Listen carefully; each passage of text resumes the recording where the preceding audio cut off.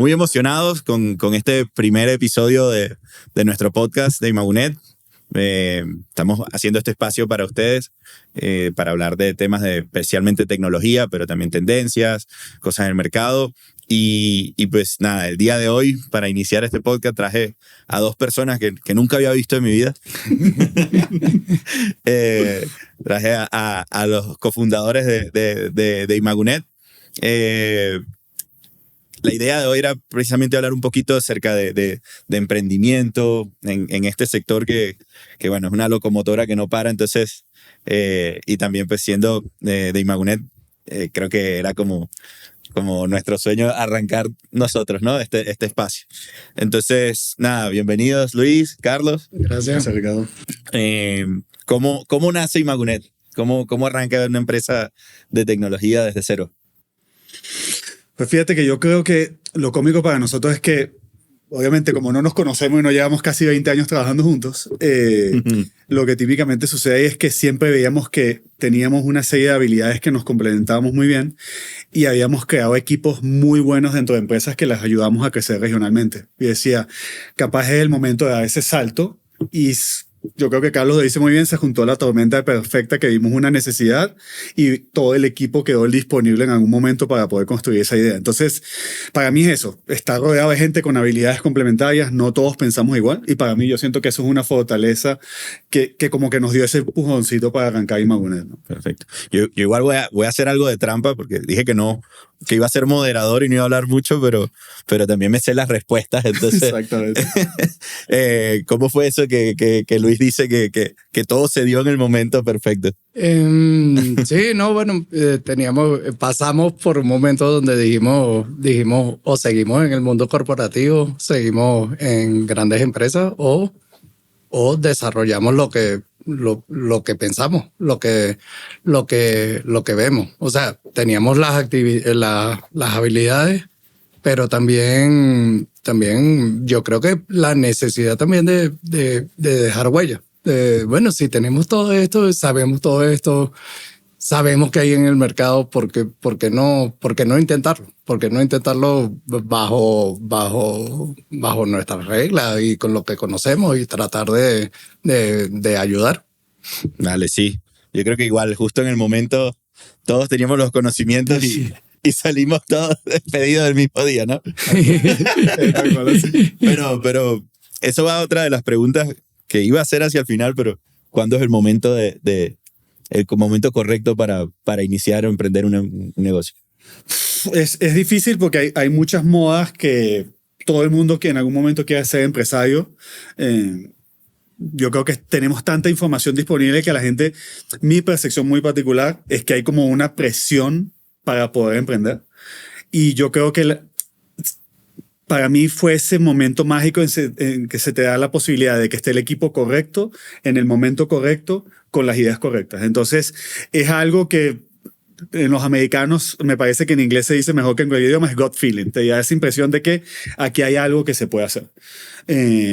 Y es justamente reconocer que no es por un impulso externo, por una presión de que una medición de éxito viene por ser empresario, sino que viene por el hecho de que puedo resolver un problema, lo puedo resolver con gente que me gusta, que puedo ver 18 horas al día y trabajar con gusto, y adicionalmente que creo que puedo replicar lo que ya he probado en otros sitios en donde a lo mejor tengo el colchón de seguridad de estar trabajando en una empresa o en una corporación, ¿no? Y ese espacio de, bueno, ahora como eres jefe no vas a trabajar más. Sí. que diga eso, muchachos, no crean. Esquipen esos videos. ¿Y cuál fue esa primera decisión difícil que recuerdas desde que iniciamos con Imagunet?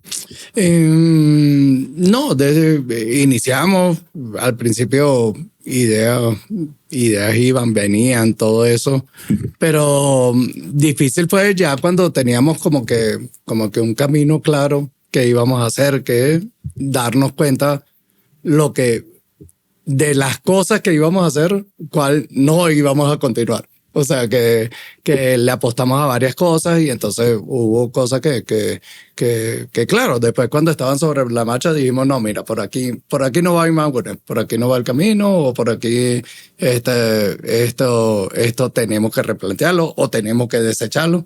Y entonces eso, ponernos de acuerdo de que alguna línea de negocio de la que habíamos planteado no iba, creo que fue una de las discusiones más difíciles. Sí, ¿no? Es que es difícil desapegarse a alguien Exacto, sí, que yo quería, que tú no querías, que vamos a esperar un ratico más, vamos a hacer esto. Y entonces, sí, pero es parte del crecimiento. O sea, reconocer y decir, no, mira, vamos a enfocar los esfuerzos hacia acá. Sí, es que después de tener hacer demos, investigar, dedicarle noches, trasnochadas, problemas y luego decidir, no, bueno, no más de esto o vamos a enfocarnos en esto otro. Sí, creo que... Pega, pero bueno. Sí. que decir, con este bebé no continúo. Sí, pero y ahí vuelvo al tema de las habilidades complementarias.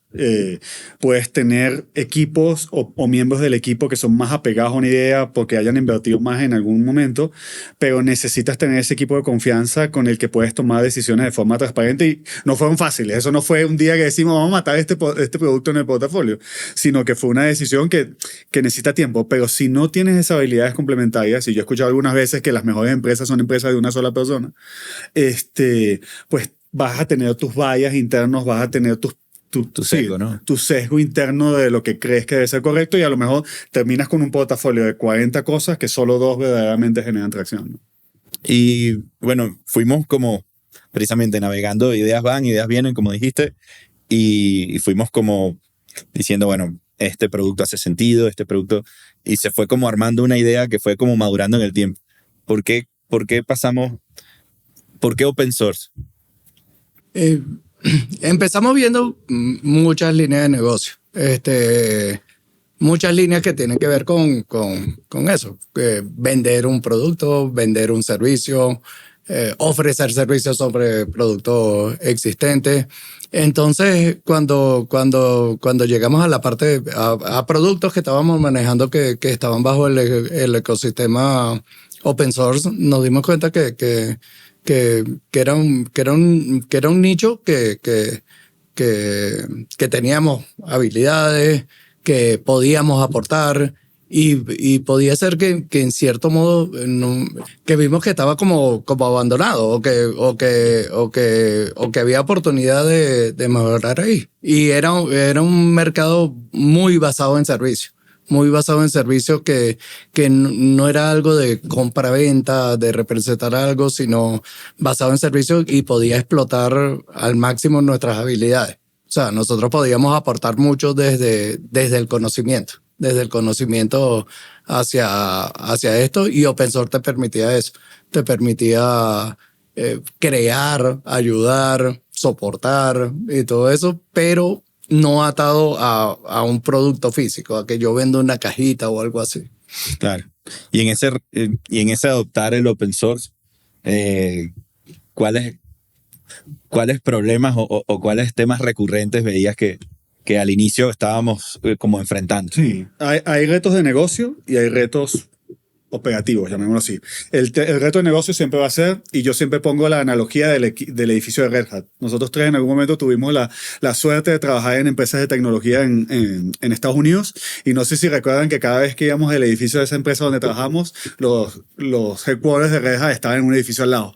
Y siempre que pasaba por ahí decía, ¿quiénes son estos locos que están vendiendo una distribución abierta de Linux? Y ese edificio cada vez se hacía más grande y el nuestro quedaba exactamente igual a pesar de que teníamos un producto licenciado. Y ahí viene el primer tema. O sea, ha habido pioneros en el mundo de open source que demuestran que un modelo basado en servicios es escalable, se puede transformar en un negocio global y termina siendo una de las empresas de software más grandes del mundo que hay. Y después viene el reto operativo, que es muchas empresas se construyeron en el mundo de tecnología a partir de proyectos open source y de hecho son los dueños de los proyectos open source. Kubernetes, todo lo demás, lo sabemos que ahí siempre aparece Google, Facebook o Meta. Y operativamente ellos demostraron que se puede crear un negocio que opere a primer nivel construido sobre herramientas colaborativas. Entonces, esas han sido las dos grandes cosas que nos toca romper. Como una empresa de open source puede ser viable, basado en un modelo de servicio y puede ser escalable, y cómo operativamente el portafolio que nosotros vamos construyendo con ese ecosistema de 600 cosas que puede haber ahí disponible en algún momento, permite a una empresa operar como si estuviese trabajando con un software propietario en el que, aunque tú te sientes cómodo porque estás pagando una licencia y todo lo demás, en realidad cuando rasgas dentro, el equipo de producto son 10 personas que están tomando la decisión. Y a lo mejor en un proyecto open source hay 500 tomando la decisión de hacia dónde va. Entonces, esas son las dos cosas que toca conciliar en ese tipo de modelos, ¿no? Y una vez que empezamos a trabajar con ese modelo de open source, ¿cómo crees que fue la influencia de la comunidad, de todo el ecosistema en lo que es como la fibra de Imagunet? Como decía Luis, que en un producto licenciado pueden haber 10 personas tomando la decisión, en un open source pueden haber 500. Entonces tú también sientes que no te estás lanzando al agua solo. O sea, no eres tú el que está solo contra el mundo, sino que hay una comunidad, hay un grupo de partners, hay un grupo de usuarios, todos colaborando y todos remando como que hacia el mismo sitio. O sea, sí. Entonces te hace que no es que no eres un llanero solitario, alguien solo contra el mundo tratando de imponer algo, sino que es algo que te sientes acompañado, apoyado, intercambias ideas. No es una competencia, pero una competencia sana. Una competencia, sí. Mucho intercambio de ideas, mucho tratar de aportar lo mejor de cada mundo y aplicarlo en otras regiones, en otras industrias, en otras cosas. Sí, a mí siempre me sorprendía cuando vamos a encuentros de partners y partners de otros países o incluso de los mismos países están abiertos a compartirte ideas de cómo hacen o solucionan problemas. Y no es un tema, como dices tú, es un tema de competencia sana, no es un tema de, no te voy a decir este secreto de la salsa de la Coca-Cola, sino que todos son muy abiertos y tienen como la misma misión de llenar ese vacío que había en las empresas donde había un tema de vendor locking muy fuerte. Sí. Uh-huh. Y pasando más al tema como de emprendimiento en sí. Si hoy alguien tuviera que iniciar una empresa, ¿qué consejo le darías, Luis? Sí, es buena pregunta. Hay demasiados. Es súper amplia. Hay demasiados podcasts hablando de lo mismo, pero hay tres cosas en un punto en donde todavía nosotros estamos en crecimiento y ni siquiera hemos llegado a donde verdaderamente desearíamos estar. Hay tres cosas que son claves y que yo creo que aplican a cualquier nicho, pero yo creo que en tecnología más. Es resolver un problema real. Yo creo que en algún momento Carlos lo mencionó allí, que nosotros veíamos que había herramientas que tenían una gran adopción, pero que no tenían un respaldo atrás. Entonces tú estás resolviendo un problema de que en algún momento esas empresas necesitan ayuda. Ese mercado, ¿no? Correcto. Lo segundo es qué tan replicable es eso y qué tan grande es el mercado. Si lo estás atendiendo para una empresa que solo operan en el Pacífico colombiano, pues tu mercado, el total addressable market es bastante pequeño. Y después, ¿qué tan replicable es? Nosotros venimos de un modelo de servicio y ahí es donde vienen las habilidades complementarias. Trabajando con Carlos nos dimos cuenta cuál es la célula de trabajo mínima que necesitas para sostener un proyecto de esto y cuántas células de eso necesito para escalar a medida que voy incorporando más territorio y más clientes. Entonces, es facilísimo. Resolver una necesidad, qué tan grande es ese mercado y qué tienes que saber es tu modelo de negocio cuando lo tienes que hacer. ¿Tienes que tener todas las respuestas al comienzo? No. Pero por lo menos te lo tienes que cuestionar. Porque uno tiende a caer mucho en idealizar lo que va a suceder. Entonces te vas con el mejor escenario posible, que es que la vas a romper, que en el primer año ya superas el punto de equilibrio, que ese no es el escenario real competitivo. E incluso si eso pasa, que es lo que nosotros estamos viendo ahora, lo que te están siguiendo atrás van a buscar canibalizar ese éxito que tú conseguiste. Entonces tienes que tener un modelo que sea escalable. Y en tu caso, Carlos, ¿qué aparte adicionales a las que habló Luis? Que después... Aparte de todo eso, que es bastante importante, ya más hacia en dónde emprender, tiene que ser en algo que te apasione. Que te guste mucho, porque van a haber muchos momentos difíciles. Van a haber muchos momentos difíciles donde tú vas a querer o abandonar el sueño o decir, no, esto no era para mí, ¿para qué me metí en esto que yo no sé nada? Entonces tiene que ser algo que conozcas y que también te apasione para poder superar esos momentos difíciles que vas a tener mientras vas arrancando. Sí, yo tenía un profesor que decía que el mejor nicho para que hagas emprendimiento es un hobby. Los hobbies Sí. que te gustan. Y la verdad que sí me hacía mucho clic eso. En este caso no era nuestro hobby, pero era lo que hacíamos el día a día que nos apasionaba. Sí. Eso Pero es algo sí. que te guste. Y viendo pues todas las cosas que hemos ido afrontando en el camino, ¿hay alguna que tú digas, evita esto o no cometas este error? Vuelvo más o menos a lo que dijimos cuando tomamos una decisión difícil.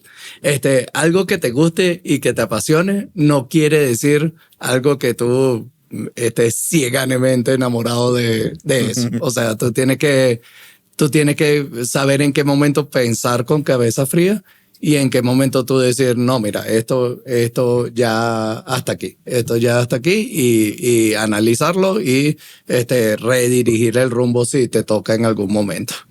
Sí, y en el caso cuando se está iniciando, estás en esos primeros meses emprendiendo, hay gente que dice, espera a que esté maduro la idea o que esté ya todo desarrollado antes de emprender, o continúa en tu trabajo, o lánzate de una vez. Yo creo que nosotros tuvimos la ventaja de que las circunstancias se dieron en el momento, pero la mayoría de las personas, bueno, ahorita hay muchos temas de reestructuración de empresas. Justo andamos en una temporada donde los telcos están todos revolucionados, fusiones. Hay mucha gente ahorita que nos puede estar escuchando que de pronto esta es su oportunidad. ¿Qué les dices? Sí. Y yo creo que tú tocaste dos temas claves. Yo lo sigo diciendo y porque en verdad soy una persona que cree en gente. Yo sé que hay muchas iniciativas de ser uno el que controle todas las decisiones y ser el dueño de todas las decisiones, pero eso que mencionaba Carlos de que tú tengas la posibilidad de verlo con cabeza fría, muchas veces tienes que reconocer que a lo mejor esa no es tu habilidad y necesitas tus socios que deberían ser más que un grupo de apoyo en el toma de decisiones y llegar a un acuerdo común. Y yo creo que ahí el tema de que nosotros tomemos decisiones unánimes ayuda mucho a eso porque nos obliga a llegar a consenso. Pero entonces, ¿qué sucede para alguien que va a arrancar? Hay dos decisiones. Si yo lo veo hacia atrás, obviamente, siendo el administrativo y el financiero, yo te diría, estructura todo bien, ten todo preparado, porque en algún momento vas a pagar las consecuencias de que lo estés haciendo todo en el momento.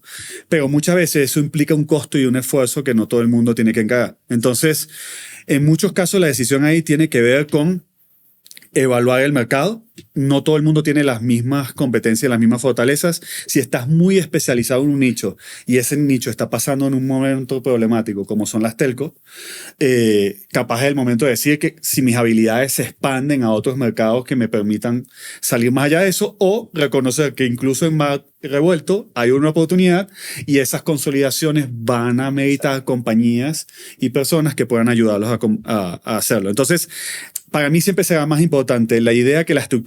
Ahora, siendo el administrativo, tanto tiempo después de haber arrancado Imagunet, haber creado las bases bien, nos ha ayudado mucho a ese momento en el que saltas y empiezas a manejar cuentas claves, clientes que están acostumbrados a contratar proyectos de decenas de millones de dólares y esperan toda una estructura organizacional que a lo mejor cuando estás arrancando no la tienes, y termina siendo como el típico de empresa pequeña que los grandes se aprovechan para sacarle más beneficio del que sacaría en un contrato normal, ¿no? Sí, bueno, parte del aprendizaje. Eso, igual cuando uno está iniciando es sí a todo y cómo lo haga y de una.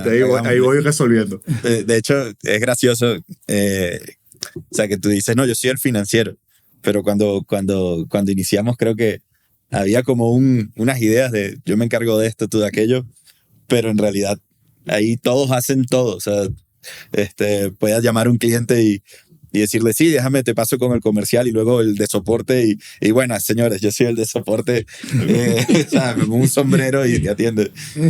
Hay un tema de no tenerle como asco a nada. O sea, ahí al momento de iniciar, y no sé si lo ven igual, pero es como que eres el de legal, el de administración, el técnico, porque pues estás impulsando una idea.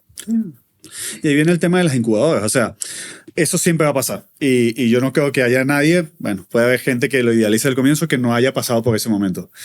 Pero el tema, cuando hablo de las incubadoras, lo que digo ahí es esos entornos que ayudan a fomentar esas empresas que están naciendo, que en algún momento, a lo mejor estadísticamente terminan no escalando, pero en algún momento pueden terminar rompiéndola. Y es una de las cosas que faltan en algunas regiones. Ese tema es, tú quieres comprar muy barato o quieres comprar el mega servicio perfecto, pero quieres la mega estructura gigante de empresa que te acompañe, y a lo mejor las dos cosas no existen y estás dejando pasar una oportunidad por no darle... Por no abrirle la puerta a esas empresas que capaz tienen un diferencial que tú ni siquiera pasa tu proceso de compliance o lo que sea que estés manejando a nivel de gobierno, ¿no? Pero sí, bueno, igual creo que podríamos pasar aquí toda la tarde hablando del tema, pero pues igual yo creo que la idea era lo que queríamos revisar y yo les agradezco a todos el tiempo. No hay mal momento para iniciar. Persigan su idea, persigan su sueño.